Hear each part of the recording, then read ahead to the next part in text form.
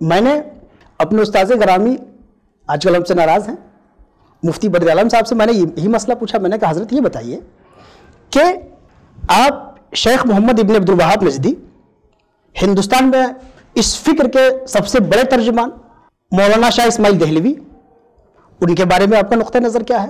کیا آپ ان کی تکفیر کرتے ہیں؟ کیا وہابیہ کی تکفیر کرتے ہیں؟ کہنے لگے نہیں، تحقیق تو یہی ہے، اعلیٰ حضرت کی تحریروں سے تو یہ واضح ہے کہ وہ اہل بدعت میں ہم ان کو شامل کر سکتے ہیں، اہل کفر میں، کفار کے زمرے میں ہم ان کو شامل نہیں کر سکتے. کیسے شامل کر سکتے ہیں؟ وہ اہل قبلہ ہے. میں نے کہا یہ بتائیے جب وہ اہل قبلہ ہیں تو ہماری تمام کتابوں میں یہ بات لکھی ہوئی ہے کہ اہل قبلہ کے پیچھے اگر نماز پڑھنا مجبوری ہو اور ہمارے پاس اپنا آپشن نہ ہو، ہم نسب امام پہ قادر نہ ہو، ان کی طرف سے امام مقرر کردہ ہو، اور دوسرا ہمارے پاس آپشن نہ ہو تو ہم ان کے پیچھے نماز پڑھیں گے، تو پھر آپ لوگ وہاں نماز پڑھنے سے منع کیوں کرتے ہیں؟ تو مفتی صاحب نے فرمایا کہ ہاں سوال تو ہے، اور فرمانے لگے کہ ہاں سوال یہ میرے ذہن میں بھی آیا تھا لیکن کافی غور و خوض کے بعد یہ سوال حل ہو گیا. میں نے کہا حضرت فرمائیے میرا بھی حل کر دیجیے آپ، اچھی بات ہے آپ کا حل ہو گیا، میرا پھنسا ہوا ہے آپ حل کر دیجیے. انہوں نے کہا کہ دراصل یہ جو وہابی فکر ہے یہ تو اس کو ہم بدعت کہیں گے، وہ بدعت پہ ہے، لیکن دیوبند کے کچھ علماء نے جب اپنی کتابوں میں ایسی باتیں لکھی کہ اس کے بعد اعلیٰ حضرت نے ان پہ کفر کا فتویٰ لگایا.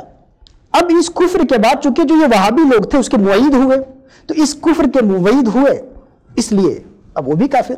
میں نے کہا حضرت منطق آپ کی بڑی معقول ہے، لیکن آپ یہ بتائیے آپ کی اس بات کو ہم مان بھی لیں بفرض محال قصہ دیرینہ کے طور پہ ہم اس کو مان بھی لیں کہ کل ایسا ہوا ہوگا، آج تو سعودی گورنمنٹ، سعودی علماء باضابطہ علماء دیوبند کے خلاف ہیں.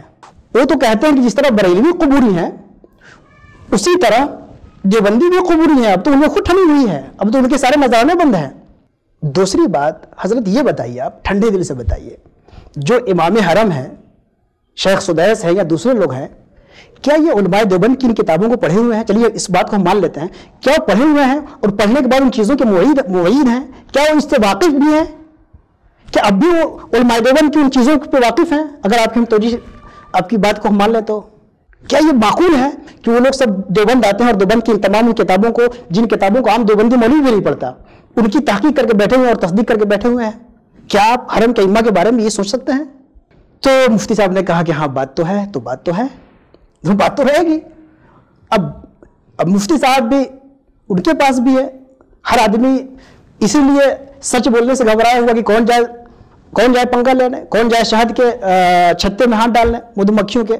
لوگ تیار بیٹھے ہوئے ہیں کہ اگر آپ علمی اور شرعی اعتبار سے درست بھی بات کہتے ہیں، اگر ان کے جذبات کے خلاف جا رہی تو سب ایک طرف سے آپ کے اوپر ٹوٹ پڑیں گے.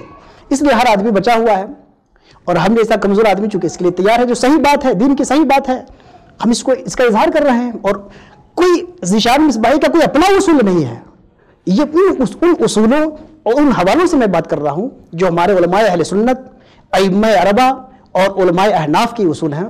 ان اصولوں کی روشنی میں سعودی امام کے پیچھے نماز پڑھنا نہ صرف جائز بلکہ ترک جماعت کرنا یہ بدعتیوں کا طریقہ ہے، یہ اہل بدعت کے زمرے میں ہے. میں گزارش کروں گا اپنے لوگوں کو کہ وہ اہل سنت کا شیوہ اختیار کریں، خود اتنے بڑے متشدد سنی مت بن جائیں کہ سنیت کے ڈگر سے ہٹ کر کے اہل بدعت کا راستہ اختیار کر لیں.